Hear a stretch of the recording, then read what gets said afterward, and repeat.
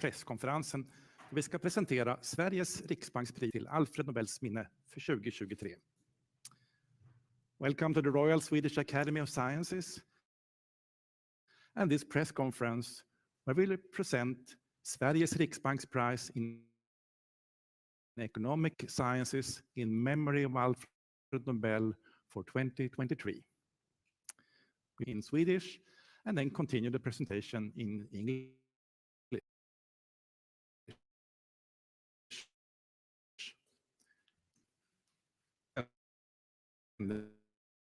Sekreterare här på Kungliga Vetenskapsakademin. Till höger om mig sitter professor Jakob Svensson, vetenskaplig Hjalmarsson, ledamot i priskommittén och sakkunnig i ämnet.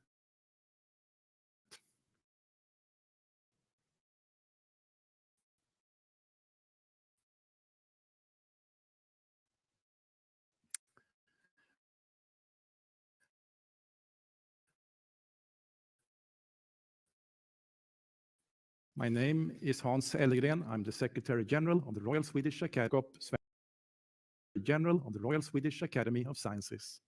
And to my right,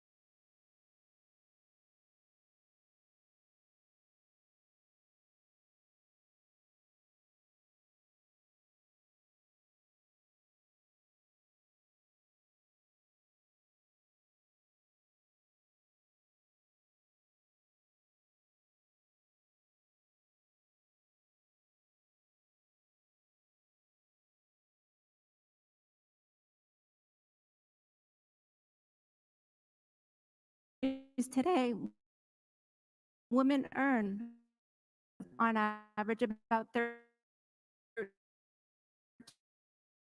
15% less. And women are less to puzzle why these gender gaps still exist today. Even though in many countries, women have overtaken men in educational attainment, graduating both high school and university at higher rates. Even though it's the come to maximize. This map shows the gender gap in labor market participation rates in countries around the world. Darker shaded countries, red, have large participation gaps. Lighter yellow shaded countries have gaps. We can see that there is a gender gap in labor market participation in all countries, but we can also see that this gap high income countries. In fact, this gap is much smaller today. Conclusion is that gender gaps will close with and has discovered that this conclusion is not true. That economic growth does not, she showed us that the long run evolution of female employment over 200 years of US history is shaped like the letter U. Female employment first decreased with the economic growth of the 1800s, increasing again with the growth of the 1900s.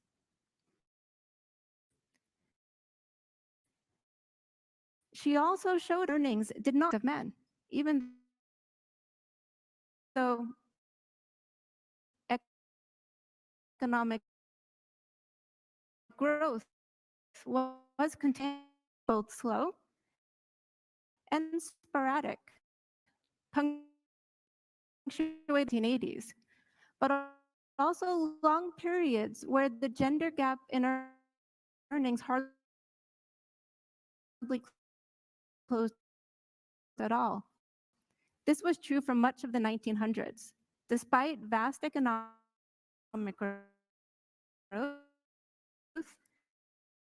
and increasing these, she looked at more than 200 years of labor market outcomes in the United States, the long run evolution. But through this historical lens, she could observe a society that has undergone many stages of development and transformations. Barriers that, for instance, at one point explicitly barred married women from working in certain jobs. And then these marriage bars expanded, and where there were amazing medical innovations, like the birth control pill, that gave women the ability to time and control their own fertility.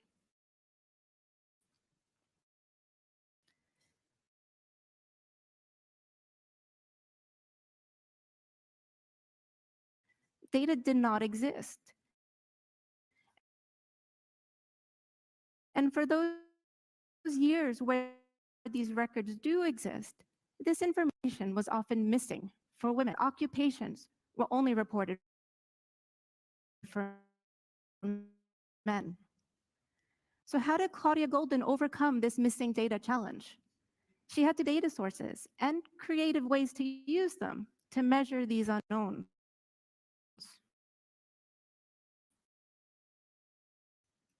Patterns. She also discovered that these patterns throughout history could be explained by an actor of making the labor market, given their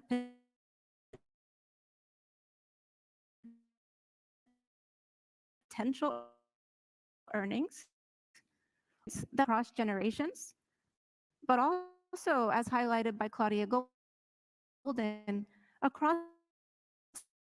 the life cycle. As the woman goes, children grow up,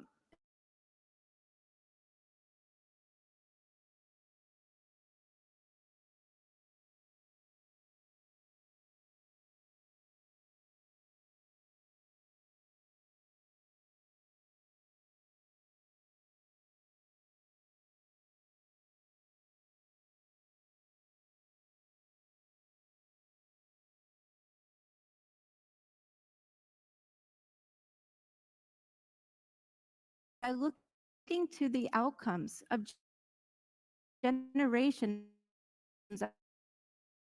of the past. A young girl. Claudia Golden writes, each generation expanded its horizons, learning from the successes and failures of the nations and updating expectations been so slow.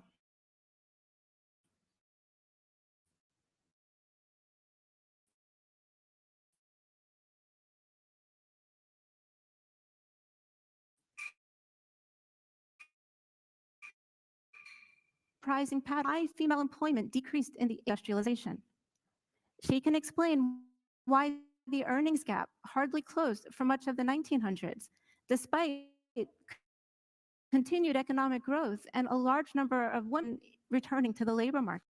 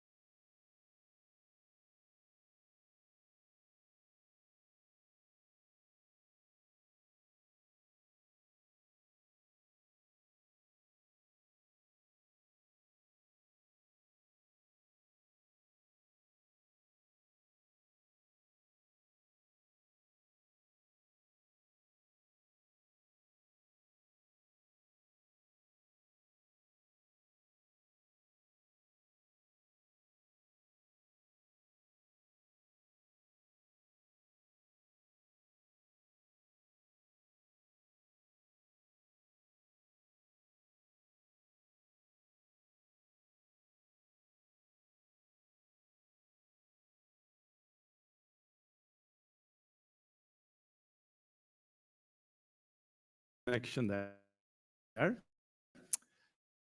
So instead, we come to ask questions about the price and economic sizes and the research involved to the committee members or to me if you want. Please, one here.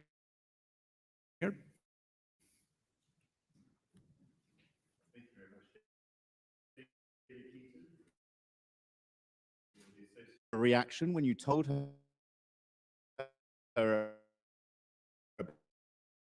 about it's about understanding this problem will help us pave a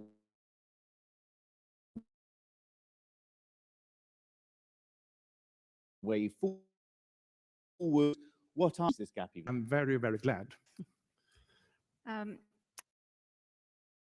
I think one thing to highlight about her research is described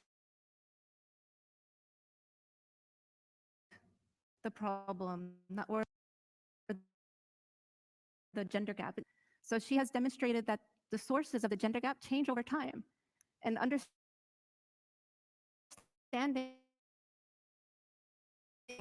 what's underlying anything at all to affect it. And basically, it says you can't treat an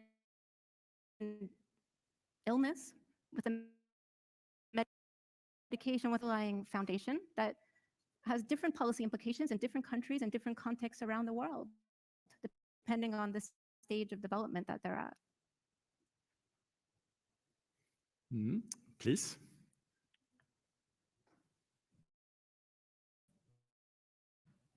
You can use the microphone on the table. We are Chinese Nordic time.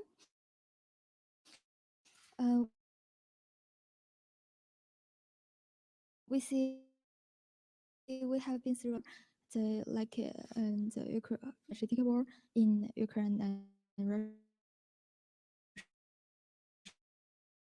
Russia and high life. My question is, to what extent does this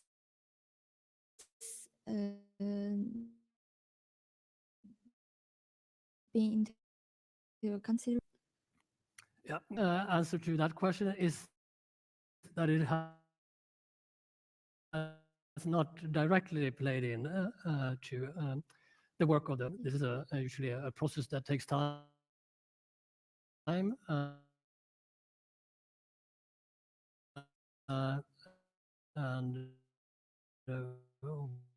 we gather information and taking with suggesting flow into that decision. Hello.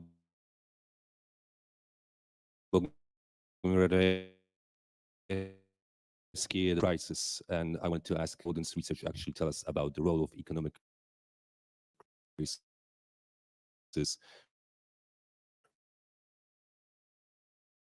regarding the position? Do you want to answer? Well, she has studied the role of women over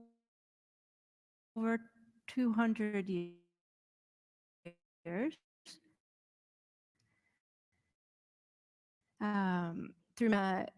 We definitely do talk about oppression. And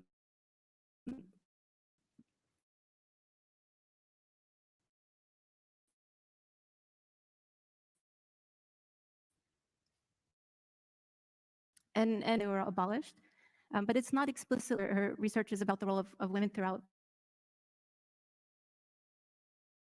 200 years of history, and much of that time is not. More questions?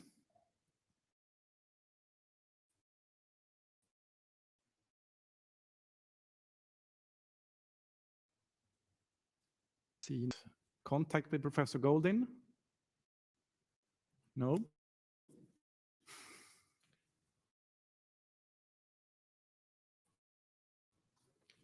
Question. Yeah. I'm sufficient access from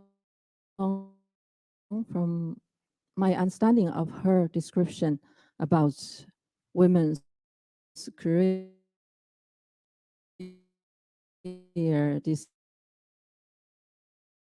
decision has great to do with, or even then you have a better background than maybe the children can have a better future family. That they and she just find out, just wonder what's the solution or suggestion for closing this gap. My question is clear. Understood it as with economic background of the parents. Is that correct? Did So- she so- give some kind of solution or any suggestion? No.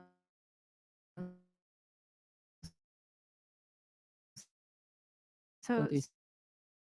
So, as I said earlier, she does not. The gap was not due to discrimination. but the role of discrimination changed as we moved to offices, right? So it's